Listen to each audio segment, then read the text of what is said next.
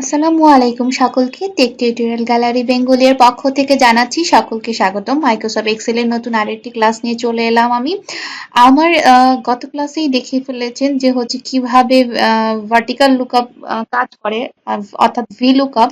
আজকে আমি দেখাবো হচ্ছে এইচ লুকআপ এর কাজ, অর্থাৎ horizontal lookup, H for horizontal.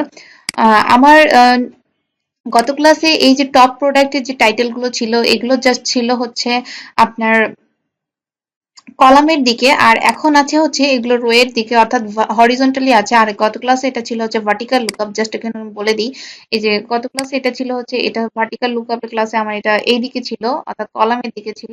এখন রো এর দিকে আমি এটাকে এই লেখাগুলোকে জাস্ট রো এর দিকে, সব ডাটা এন্ট্রি গুলোকে আমি রো এর দিকে কনভার্ট করে ফেলেছি।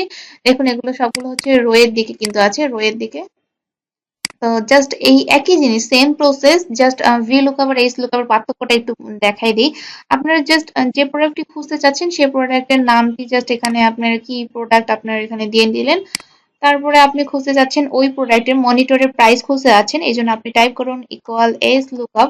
ঠিক আছে, এইচ লুকআপ ফার্স্ট ব্র্যাকেট দেওয়ার পরে এখন দেখুন এখানে আছে লুকআপ ভ্যালু। আপনি কি খুঁজতে যাচ্ছেন? আমি চাচ্ছি মনিটর খুঁজতে, তাই এই যে মনিটর আমার এখানে লিখাই আছে, আমি জাস্ট একটা ক্লিক করে দিলাম যে আমি মনিটর খুঁজতে যাচ্ছি। কমা, কমা দেওয়ার পর বলছে কি টেবিল অ্যারে।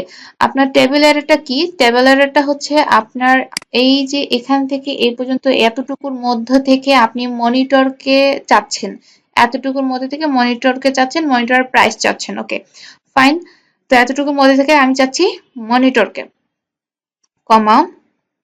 আমি আগেও বলেছিলাম যে আমার কিন্তু কোনো প্রকার টাইটেল ইউজ করা যাবে না, টাইটেল গুলোকে বাদ দিয়ে সিলেক্ট করতে হবে টেবিলটি। আমি কিন্তু টাইটেল গুলোকে বাদ দিয়ে টেবিলটি সিলেক্ট করেছি, এটা একটু খেয়াল রাখবেন।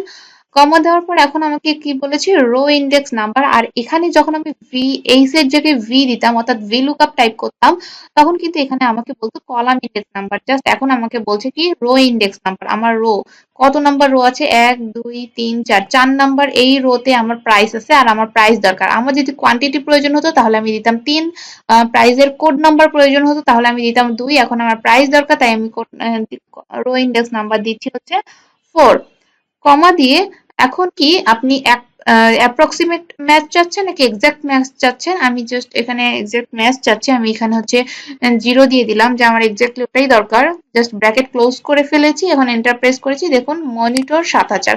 ওকে ফাইন, আমি যদি একটু মনিটরে দেখে আসি, মনিটরের প্রাইস হচ্ছে 7000 টাকা।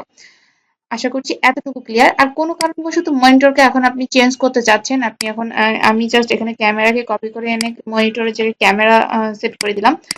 ওকে ফাইন, মনিটরের জায়গায় এখন কিন্তু ক্যামেরা আছে, আর ক্যামেরার প্রাইস এখানে দেখাচ্ছে হচ্ছে 21000 টাকা।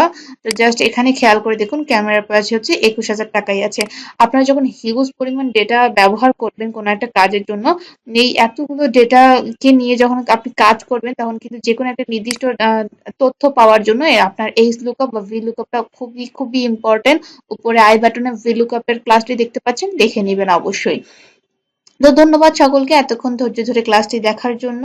আমার পূর্বে ক্লাসগুলো যদি না দেখে থাকেন তার ডেসক্রিপশন বক্সে লিংক পেয়ে যাবেন। নতুনদের জন্য বলছি সাবস্ক্রাইব করবেন, পুরনোদের জন্য বলছি আপনারা যদি কোনো কারণবশত কোনো প্রকার আমার ক্লাস থেকে উপকৃত হয়ে থাকেন তাহলে অবশ্যই অবশ্যই আপনারা লাইক, কমেন্ট এবং শেয়ার করবেন। শেয়ার করতে অবশ্যই ভুলবেন না। আর ক্লাস সম্পর্কিত যে কোনো কোশ্চেন কমেন্ট করে জানাবেন, আমি চেষ্টা করব প্রতিটি ক্লাসের যে কমেন্টগুলো আছে কমেন্টগুলো অ্যান্সার দেওয়ার জন্য। ধন্যবাদ সকলকে এতক্ষণ ধৈর্য ধরে ক্লাসটি দেখার জন্য। আসসালামু আলাইকুম।